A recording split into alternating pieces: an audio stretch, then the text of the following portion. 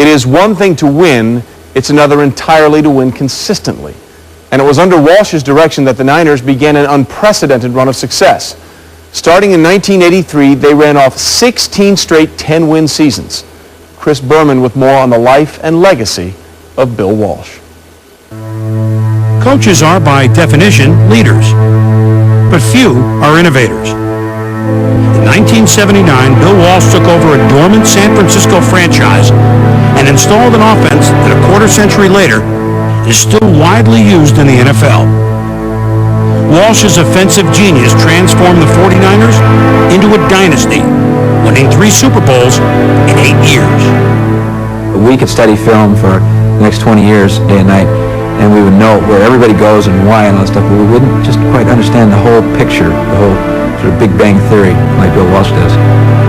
Walsh's Big Bang Theory was called the West Coast Offense, a system that relied on short, precise passes, often in lieu of a running game.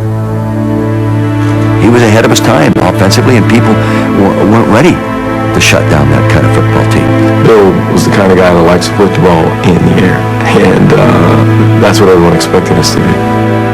In just his 3rd season as an NFL head coach, Walsh led the 49ers to Super Bowl 16 with the help of a history-making moment in the NFC Championship game known simply as the catch.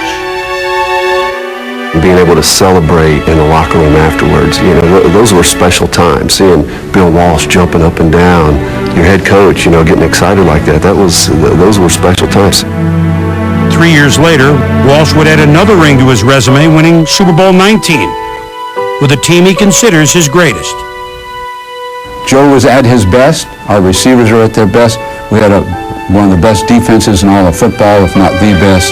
So we had all this depth and this momentum, and there really wasn't going to be anything that stopped us. I think Bill's a great coach, one of the greatest, and the way he was able to turn the organization around, put together a team by the draft picks. The pressure was enormous once we start winning, and for a coach to be able to perform under that kind of pressure continually, and says a lot about his character and his ability to coach. With players like Montana, Jerry Rice, Ronnie Lott, and Roger Craig, the 49ers went on to dominate the 80s. In 1988, Walsh won a 3rd Super Bowl. This is a tough moment in a way, because was this the final game on the sideline for a great coach, Bill Walsh? It was indeed his last game as an NFL head coach. Walsh's influence is still felt widely throughout the league. Mike Holmgren served as an assistant under Walsh. Mike Shanahan, Andy Reid, and John Gruden, among others, all learned the West Coast offense from Walsh's disciples. If I had to take one thing away from him, I took a number of things, but one thing was that he did not allow you to accept anything less than perfection. You probably could never get there, but you tried every single time, and he made sure you tried.